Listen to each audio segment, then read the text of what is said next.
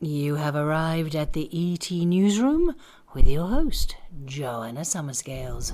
Welcome. Be prepared. Be prepared. Buckle up. You are in for an interesting ride.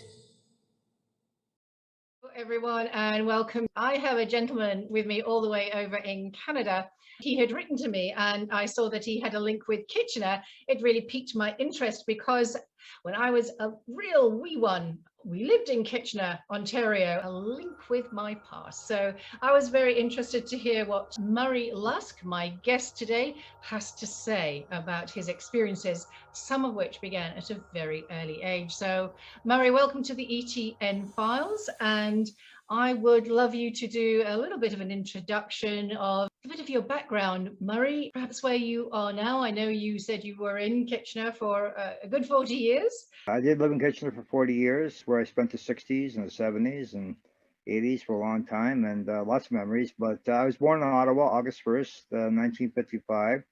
We relocated down to Kitchener in the summer of 1960, just before I started school. So basically, we moved around quite a bit. My father was a wild child, Scots-Irish fellow. My mother was French Métis from the Ile-de-Grande Calumet. So I had to have Métis recognition as well. But anyways, basically, I spent most of my life just trying to put the pieces of a puzzle together. It's like opening Pandora's box by degrees, and you find it only opens one way. I did experience the abduction phenomenon as a child. It was before the Betty and Barney Hill revelations of, I think it was 1965 and around when their revelations started emerging. But did experience, I had no way of defining it or putting it together, and it was corrosive. It did definitely color my childhood, and I think it affected many things, including my development on so many fronts. What age were you when you had your experience? The one I remember was 1963, somewhere in Right. 1963, and I was still awake after a wicked nightmare. I basically had relocated to the far end of the bed so I could watch the hallway, and we had a back split. And basically, bad dream, and I was weeping at one point. Nobody came to help. Starting to fall asleep again, and then all of a sudden I saw a small gray appear at the base of the stairs to the left-hand side in our living room, and it started rising. And the stairwell and the hallway were well lit by two 100-watt bulbs. And at that point, my eyes widened. I sensed as it peeked around the corner that it was surprised to find me awake. Because of the nightmare, you'd got up and out of your bed to try and get yourself out of it. Is that correct? And found yourself at the doorway to your bedroom, which led onto this hallway. The doorway was always open. Okay. I always had a lot of nightmares as a child. And no, I wouldn't leave the bed. I just took my pillow from the end of the bed, which was in the corner of the bedroom, and I could watch the door and the hall and stairways leading down from our back split into our living room area. So it appeared around the left-hand side, the stairwell, clearly a gray, a small gray, started rising up the stairs. It looked like it was wearing a black skin-tight outfit. The last thing I remember, because I closed my eyes because I couldn't seem to do anything else. I was terrified. Basically, I just saw it rising about halfway up about 8 stairs. And then I saw it look behind itself over its right-hand corner as though I would think that others were going to follow it from where it had originally appeared. I closed my eyes, and about 10 seconds later, I felt a nice cold touch right in front of my right ear. And after that, it was an explosion of light in my head, and I remembered nothing until I woke up to a bright, beautiful day the next day. That's basically the actual event. It's just kind of what happened after the event. I rose from the bed. I was a little bit traumatized by it, trying to process it. And I ended up going across the street to what is now the Stanley Park Conservation Area. And standing at the edge of the woods there was quite an extensive acreage there of woods. Why am I experiencing these things in my life? And then I was asking other questions like, why was I having the difficulties with my father, who was cross-addicted, and he wreaked a lot of havoc on his family. So I dismissed that thing for years and years until I developed a precancerous skin lesion right in the area, the same area that I was diagnosed with, I think around 2011. And I think I had treatment for it shortly thereafter. It was precancerous, and they had to go in there with that little thing and burn it out. And my father was addicted to prescription drugs. So, of course, a lot of people dismiss my testimony just solely on the basis of that. What bothers me a little bit is that I've always felt there was a bit of a problem in the family that may have caused him to be the way he was. I don't remember anything after it touched me, Joanne, until I woke up in the same bed to a bright, beautiful day. All right. So I've never sought to be hypnotized other than once. And then they're talking about past life regressions and, all this stuff. And I said, well, this is not for me. Was conscious when the event started, but I believe that there were other events happening before I'm with you. Probably afterwards.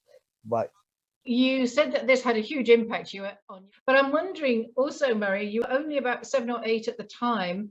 Do you think there were any attributes or faculties that became, enhanced as a result of that encounter? I don't know. I strongly suspect that I tend to have a pretty good read on people. I tend to have a radar a little bit. I don't claim it's infallible, and I'm certainly no prophet or seer. But the thing is that I do have radar sometimes. I pick up things that other people don't seem to sense, and I get that hinky feeling. I don't disregard it. It served me well when I served as a correctional officer here in Ontario, and more often than not, it was right on the button. What I did find out, surprisingly, I presumed for years that my ancestors, mostly Scottish, were involved with spiritualism, extensively involved with spiritualism. And I believe that was the factor, that it opened doors. But the other issue is that I found out from the ICAR survey, and if I recollect, I think it was well over 50,000 respondents, that they've asked the blood type of people reporting abduction. And what came out of that was that people that are rhesus negative are inordinately targeted for the abduction phenomena. And I laughed at that. It was one of the times that I was caught being a presumptive individual, which I try not to be. And I laughed at that, and I laughed until I gave blood shortly thereafter. And I found out I was type OH negative. Okay. And as I mentioned to you, Joanne, that my brother, who is an atheist and type B, laughed about this connection to so-called, royal blood types. And I'm not trying to put on airs here. Please don't assume that. So I'm just saying it did turn out to be true. My brother is a trained historian, and he basically uncovered that we are connected to Shamalar, from our Shamalar line and the Ile de Crom-Clayumet. It goes back to I'm descendant of Radisson, the famous French explorer. I'm descendant of Charlemagne.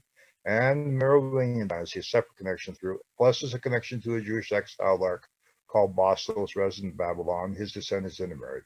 So, what does it all mean? I have absolutely no clue. So, why are they targeting OH negative? My belief is if you accept the idea of a mitochondrial Eve, whatever, there might be a root bloodline and might type OH negative and give to everybody without consequence, but we can only accept their own. Suggest maybe we are the original bloodline, not more, not less. Please, I don't want to say that because it gets so arrogant, but I'm not suggesting I am any more or any less than anybody else. I'm just trying to suggest what I believe. Type OH negative is 32% of the abductees reporting in the ICAR survey of over 50,000 respondents. I can't remember the exact number. I believe it was 58. Don't quote me on that total number, but it was 32% for type O, if I remember correctly, and type RH negative, which would be the A, B, or B, would rhesus negative, are also reporting a high incidence at 30%. The rest are type like positive, rhesus positive. I honestly believe from my discussions with a number of individuals that are rhesus positive, they're reporting that a number of their children are rhesus negative. So I am wondering if we're seeing them carrying it recessively. The rhesus negative, the whole is only about 25,000 years old. It sounds like it's been injected into the human race specifically. The whole core agenda of the abduction phenomenon, from my research, is essentially human hybridization. I agree with David M. Jacobs absolutely on that. These are things you cannot take into a laboratory and design a lovely scientific method with suitable controls and arrive at a lovely coefficient. It just doesn't happen. But the problem is in my experience is that it with other, and I've been doing this now for about 5 years. I've got lots of friends that are experiencers, and there are some common things. Again, a lot of times there's rhesus negative. I always ask them if they might have a connection to a royal line, and sometimes the rhesus positives indicate they do have a connection to a royal line. That's been surprising. You get so many people making up so many silly things about, people shape shifting, and listen, that's so silly. I think what it is that perhaps that we're just simply probably an original line, and the rest have been distorted. And the problem is maybe they're just trying to target the remnant. I don't know. That's what my honest belief is. When you open Pandora's box, is that rhesus negative individuals that are like type O Rh negative is 7% of the world's population. Rhesus negative in total, I think all the rhesus negatives are 15% of the total population of the world. Yet we're targeted inordinately by abduction. I don't think we're intrinsically evil. No, not at all. I think there's just an interest, as you say, in the genetics. The blood wave seems to carry a higher psychic or intuitive or frequencies. But I don't know whether your parents or even your own children have had any experiences linking with the ET phenomena. I've done what I believe is necessary to protect my children from this going on. It is an interdimensional phenomena.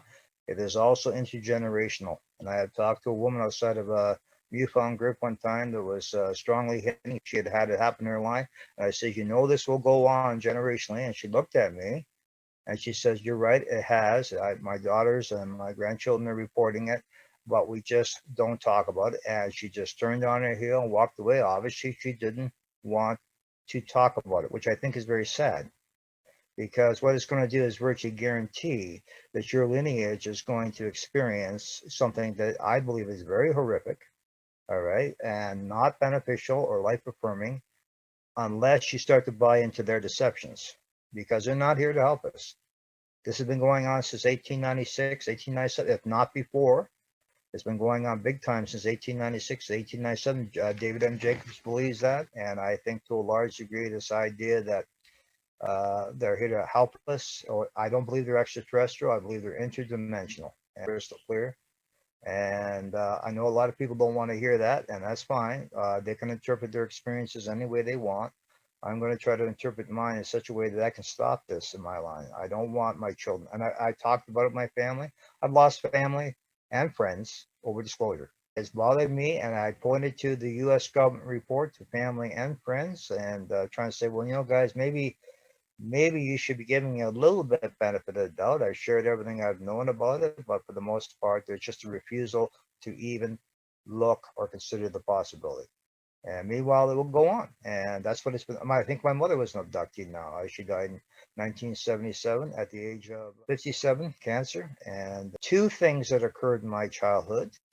She took me to a psychologist, a psychological team for testing in around 64, if I remember correctly.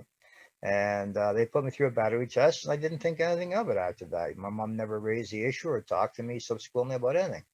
Shortly before her death, 1977, and she said, Murray, you remember when we took you to that psychological, and she says, they said the funniest thing to me, Murray. She got, her very French Canadian blue eyes looking at me, and I said, well, what is that, Mom? And she said, when they were done testing with you, they said that you were above average intelligence, and you tested within normal parameters, but she said they felt that something was happening to you, and they said that they weren't sure what it is, and they said you weren't sane, and if that something didn't stop, you would go mad. And that's pretty strong terms for, like even in the 60s.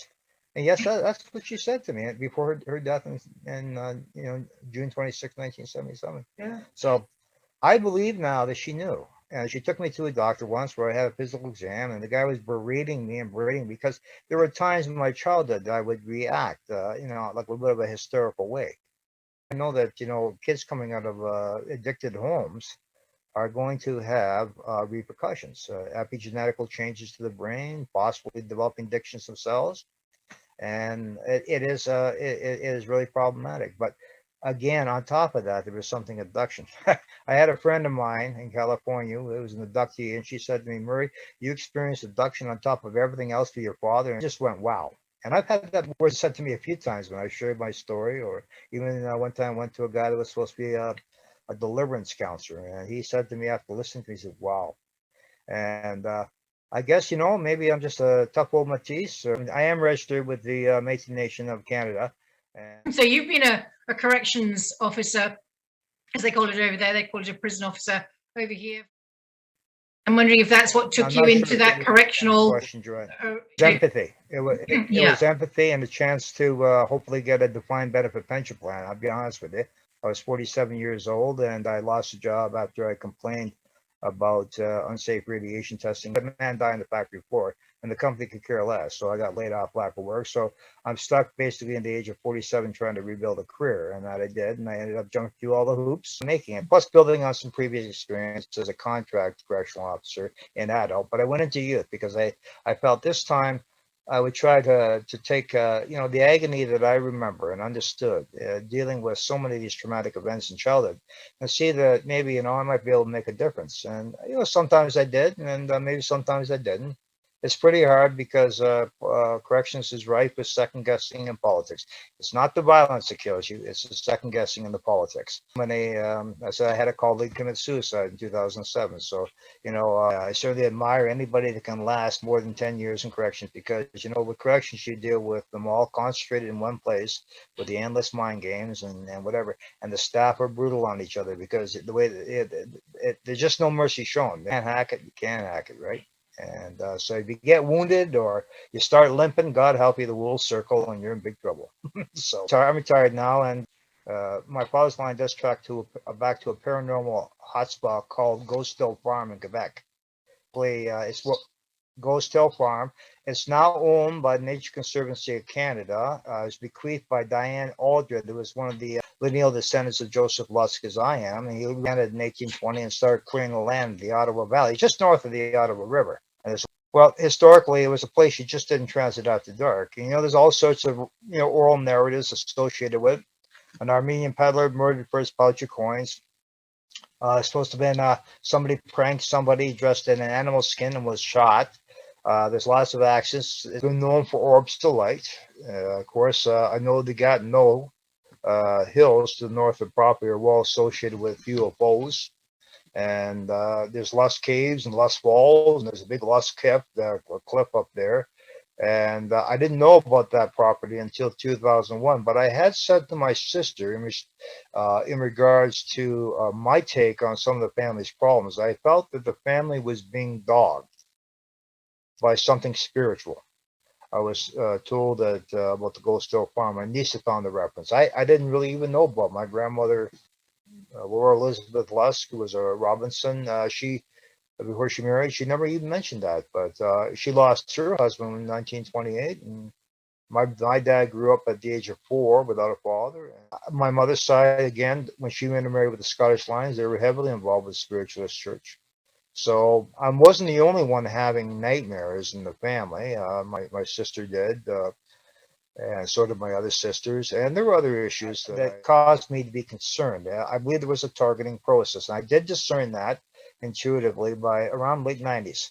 And when the Ghost Hill Farm emerged, that kind of blew me away, to be honest with you, because there was a cryptic reference I found on the internet that my Scottish great-grandfather, Joseph Lusk, may have had the, I don't know, temerity, is that the right word, to cut down the idol tree used by the Irish witches of Eardley Township. And there's a heavy Celtic influence in the area, right? And the thing is that if he did that without taking appropriate steps to protect his family, that might explain some of the targeting.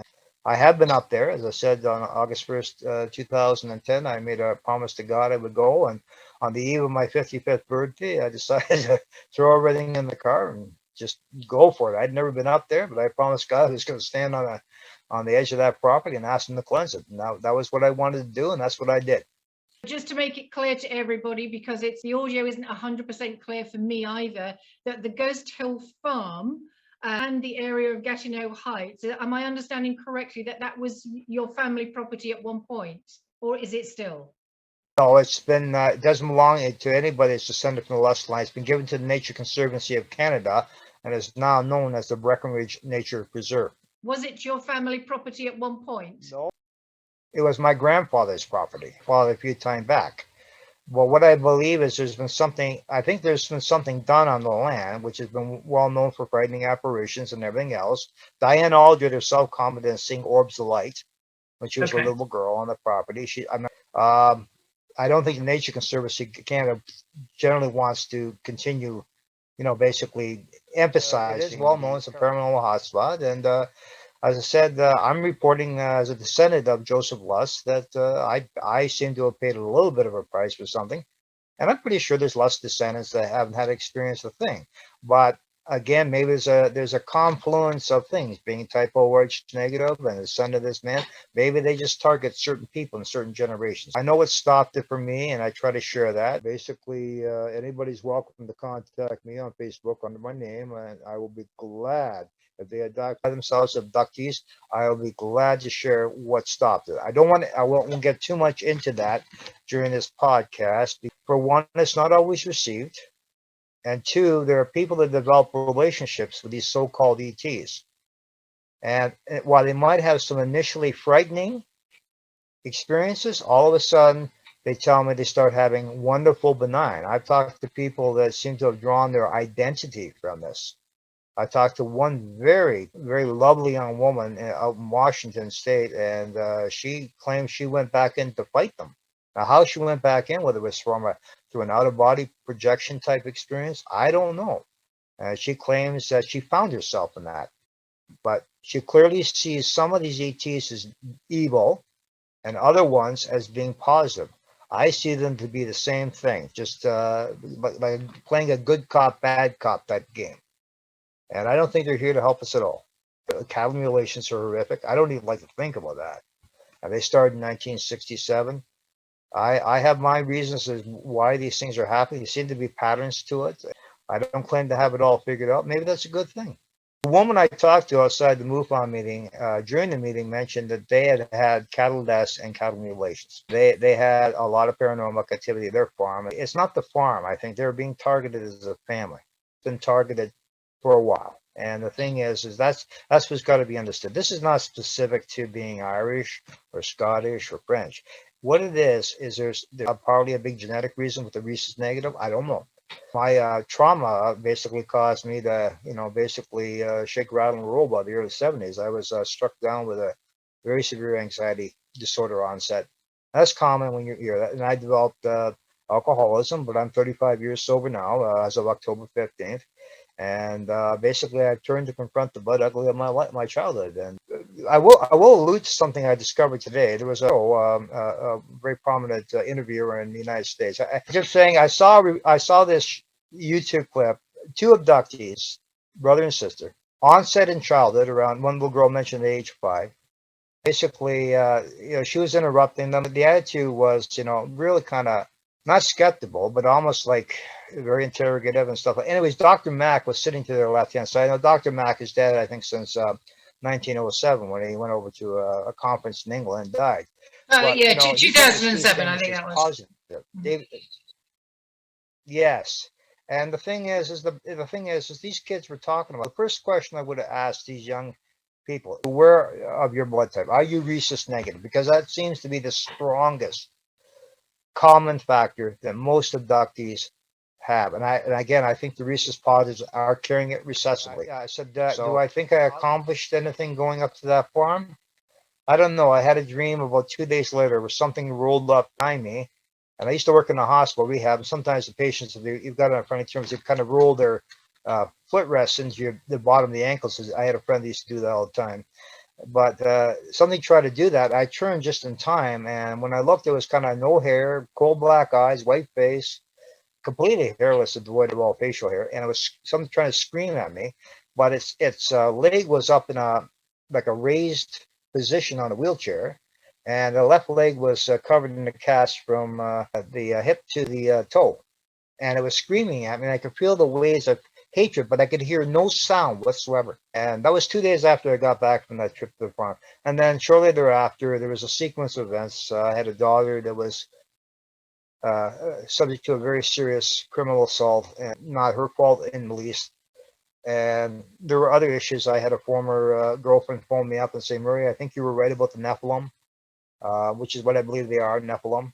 And she said, but I just thought you were emphasizing it too much. And then I got invited up to the by her to the day of the tornado hitting Goderich on August 21st, 2011. And so we got to share that together. That was some of our final days together. I never did marry. I felt I was never believed, and I was totally transparent from the get-go in our relationship, but I was never believed. What came to me to define it for me, and I would just like to say this: I sat down one time about the mid-'90s. I was living in my little home in Kitchener, and I put my girls to bed, and I sat down and in front of the TV, and there were the Lalonde brothers, and they were Christian producers, and they were talking about a book by a man called I.D.E. Thomas. And he wrote a book called The Omega Conspiracy. And for the first time, I had been very troubled around that time because I'd been going over to her friends every Friday nights. And one night, in close proximity to that, they had talked about Jackie Gleason claims that where a second wife had basically gone to the press and said that Jackie Gleason has seen bodies, and apparently he was very troubled by this. And my friend and I were convincing about this because I was trying to figure out, I felt a nice cold touch. The thing had a finger. Now, I didn't see the finger because I had my eyes closed. I've never lied about anything that happened. So what you're getting, just simple, unvarnished, very, very probably abbreviated testimony. I'm sorry I didn't have the courage to keep my eyes closed. I did the only thing I did because I always had the sense or worry that if they found me awake, they could hurt me, and that was what was underlying me. And I don't think maybe I was frozen. Nobody else was coming to my help, and I sometimes wonder about that because my brother should have been in the room, and yet nobody was responding. Kids on that Oprah Winfrey show, the one little girl saw them come through the walls. She runs to her brother's bedroom. That's the last thing she remembers. So she ran to get help, but it didn't avail her of being safe from the experience. I would just I can't stop the overall agenda of this, what I believe the overall agenda is, and I think it's coming to its head. That's why I think things are becoming more overt. Yeah, I'm feeling, Murray, about what the overall agenda is, because I think it's related to something that happened eons ago, and that was interrupted by, if you will, by what's referenced in the Bible. What they're doing is they're human hybridizing. All right, they're targeting certain genetics that they desire, and they're doing so to change them. All right, they're very motivated in this. You often hear about people that the events for women will stop around menopause. I've talked to many women that way. The events will stop around menopause. All right. So the problem is that they're just not flying around these little craft to entertain us. There's an agenda here. David M. Jacobs says the same thing. They are hybridizing human beings with the goal of supplanting us by introducing their hybrids back into society. Family fun oriented. They don't help people like me. All right. They don't help other people suffering from other forms of, I would say, demonic, oppression or possession. The vast majority of churches don't want anything to do with that. I find a hard time resolving that when I read what's in the Bible about being in a battle against powers and principalities, and the reason why two separate words are used. These things are not fallen angels. They're worse than that. And the problem is they care not one whit for us. That's the one thing I did sense as a child. I sensed a complete and utter indifference. I had what I felt was a flashback memory to a possible nasal implant in mid 1960s. I used to suffer from excruciating migraines. I used to crawl home from school in grades 7 and 8. All right, I developed a stutter because of just everything that was happening. And it wasn't just what was the so-called ET stuff. It was also growing up in a war zone with a father, And the sad part about it is that through it all, I've developed a lot of empathy for people. And that's what I tried to carry into when I went to work in corrections. I didn't want to work in that anymore because I'm not going to turn the key on a man and walk away. I wanted to try to maybe share some things and impart some lives. And we're not necessarily abductees, but they had some terrible lives. So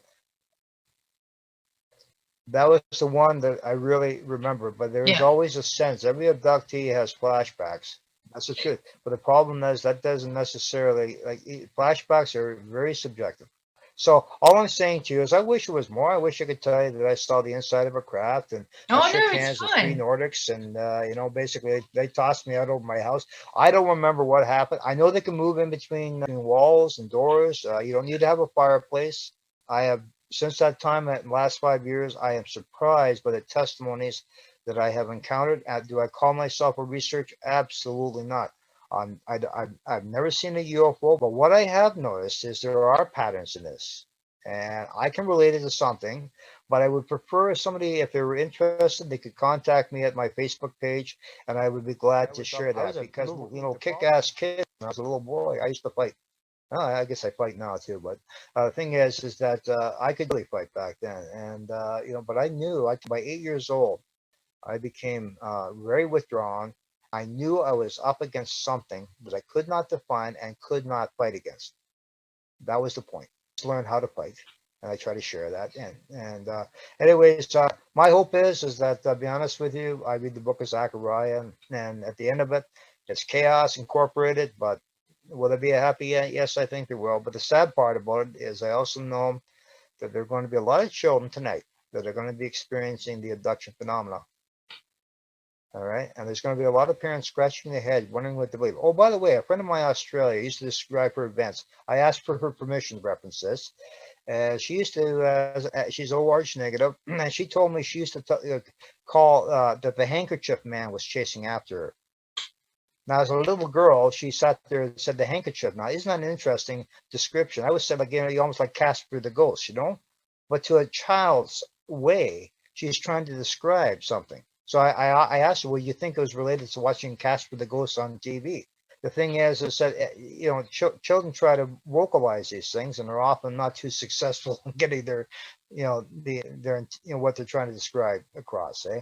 To myself, there are people that advocate the same approach I do to stopping it, by the way, that deny that actual abduction is taking place.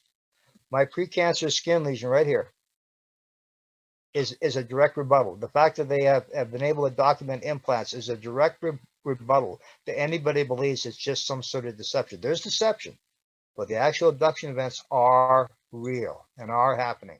We're coming to a close, so I'll let you go shortly. But I had a call some years ago from an 85-year-old lady. This is in the UK.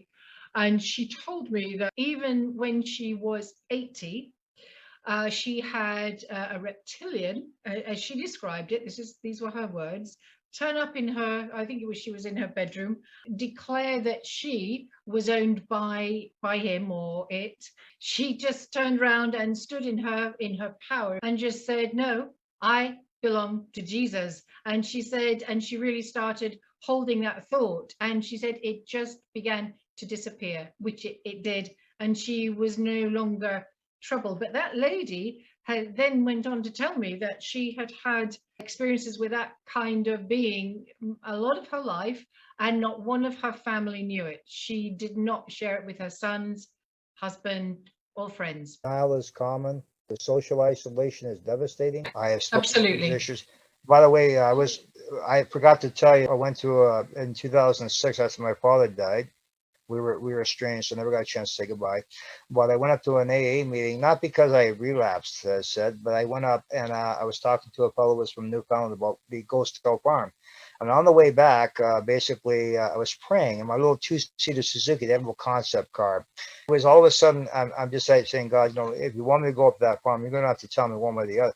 Just stop praying. Almost instantaneously, there was a large dog came from the left that I hit. Lost control. I weaved all over the road. There was a fellow following me back from that meeting in AI, but the dog was dead. We went back to the dog, and I couldn't tell where it was from, and it broke my heart. But you know what? The thing is that when I was on the edge of the farm, I drove up the farm, and I had two big dogs weighing off the back of my PT Cruiser. And that was in broad daylight, and of course, but they really hit the car, and that was so surprising for me. But I can't. I have no way of explaining these things other than I seem to get the rug pulled out of under my feet a lot. No matter how hard I try, I've been very disciplined in my life sometimes. But Joanne, I do thank you for giving me the opportunity to, and I do reiterate, I don't radiate the joy of Jesus. I'm a believer in Yeshua. All right, my Yeshua is not big happy sappy. Put a big sunshine face on my calendar. And I often rail against people that reduce this battle against powers and principalities to some sort of emotion. I'm very skeptical of these people. More often than not, when they're questioned, they have never experienced the dark side of the beast. As I said, if anybody wants to contact me on Facebook, my heart is to outreaching, and I appreciate you sharing that with me, because you just hit the nail on the head. She trusted. I also use the name of Christ when I have had, since I have had incursions into my own field, not for very long, I might tell you, but it has happened on occasion as if trying to put me off doing what I'm doing. But it has been very helpful, and the higher self, you know, we are more than this physical body. I know the strength of those other sources of love and light, I'm going to call them. It's powerful, more powerful than the dark. They think they've got a winning hand, but they haven't actually. Well, my respect. No, but you know what? Anybody goes down this road, and I mean anybody, is going to have opposition and setbacks and reversals. A friend of mine is very much a rationalist and a scientist. She's reporting Men in Blacks kind of type. It's just deception. But I better let you go, Joanna. Thank you very much for sharing that, because Thank you know, you. I think the people's experience, your experience, you've had so much to deal with alone, and so at least I hope that when you know that others will hear your story and that you have offered to help them, that's a lovely thing. And so thank you very much for that. And I'll make sure to put your Facebook details at the end of this, all the way over there in Canada. All right. Thank you, Joanne. Bye-bye. God bless you. Take care. Bye for now. Right. Deepest, darkest Ontario. Yes, indeed. Bye for now.